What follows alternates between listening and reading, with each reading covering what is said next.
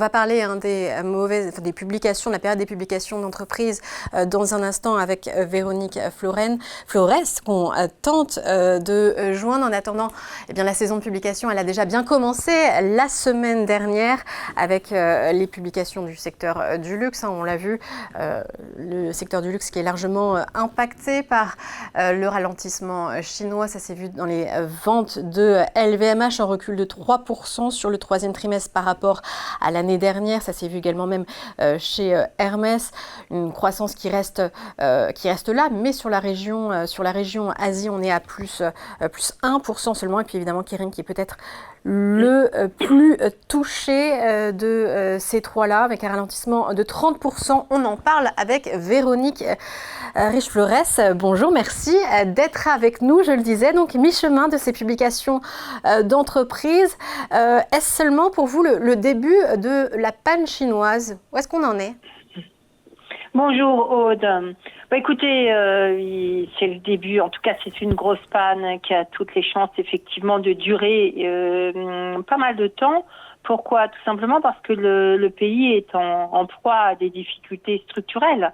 On a bien sûr parlé des pertes de compétitivité, des difficultés à l'exportation et les perspectives de demande de biens au niveau international sont durablement plombées.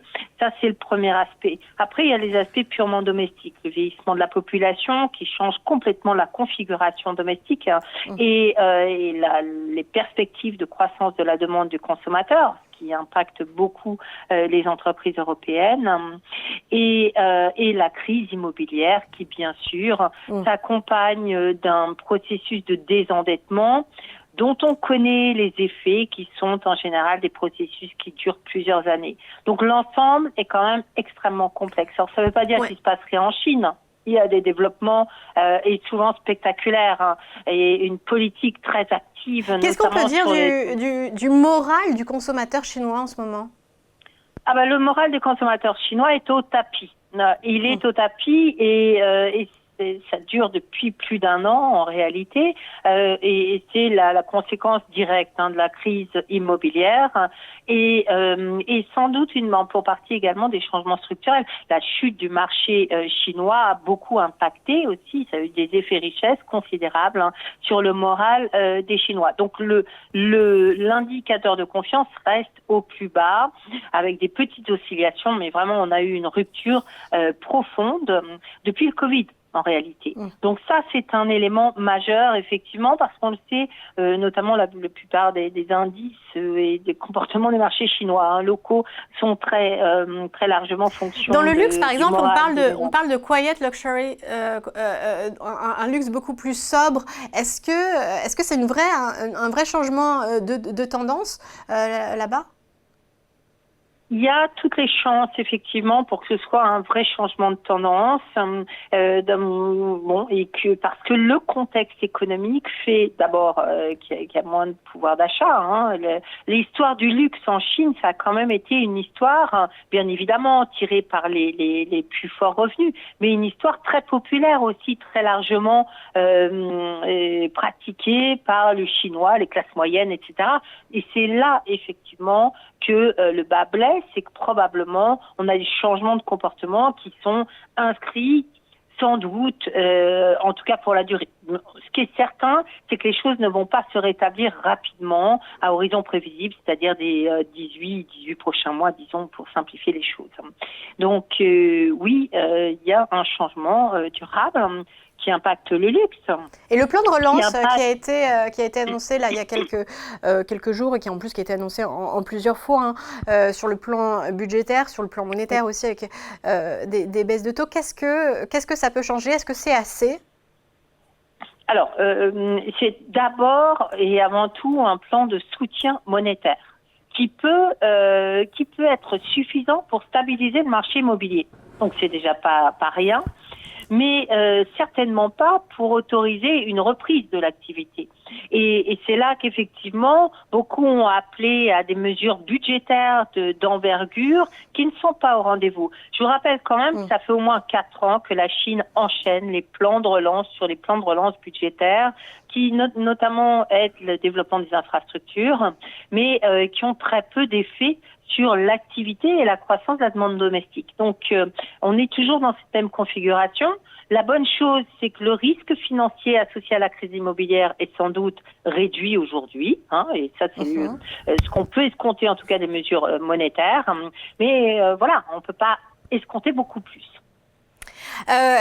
Est-ce que vous êtes inquiète aussi d'un ralentissement à venir côté américain? On en parlait au début de cette émission, la perspective d'une guerre commerciale avec un rehaussement de droits de douane, ça pourrait aussi affaiblir une nouvelle fois le luxe. Est-ce que ça pourrait être une seconde salve finalement pour les entreprises européennes de voir un second marché finalement là aussi où les perspectives sont bien réduites?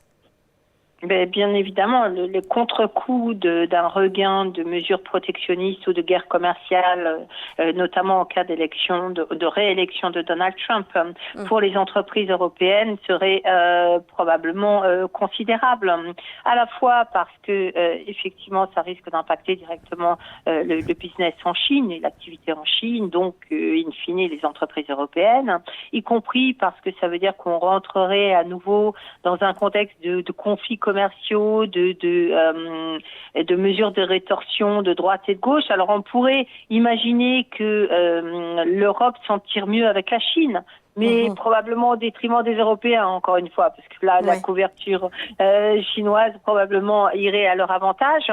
Donc oui, on a de ce côté-là, bien évidemment, quelque chose, enfin des perspectives qui pèse à la fois sur l'économie chinoise et par contre-coup sur les entreprises européennes, bien qu'il soit encore très difficile de faire des pronostics sur la manière dont éventuellement une réélection de Donald Trump serait suivie d'actes, avec quel calendrier, entre le discours, même les programmes écrits et la concrétisation, il se passe quand même en général pas mal de choses. Donc soyons prudents, n'allons pas trop vite, mais effectivement, à ce stade, on peut redouter effectivement ces effets protectionnistes additionnels. Et face à la Chine, justement, qu'est-ce que ça demande aux Européens? On a vu les constructeurs automobiles allemands, par exemple, la semaine dernière, Mercedes, qui disait qu'il allait vraiment faire la chasse au coût, donc qui travaillait sur sa rentabilité. Est-ce la bonne solution? Écoutez, en tout cas, les entreprises européennes sont clairement acculées à ce niveau-là. N'oublions pas que la Chine est en déflation.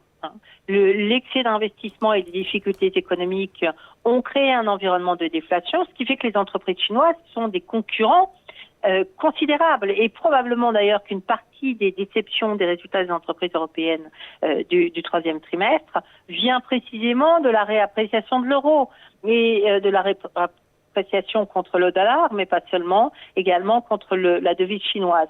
Donc cette situation en Chine imprime sa marque sur les entreprises européennes en les forçant, comme vous venez de le dire, à des baisses de coûts très sérieuses, très sévères, qui fragilisent à la fois les perspectives de résultats des entreprises européennes, bien évidemment, mais les perspectives d'emploi et d'investissement. Ça fait partie de l'équation européenne, conjoncturelle européenne des mois à venir, vraisemblablement.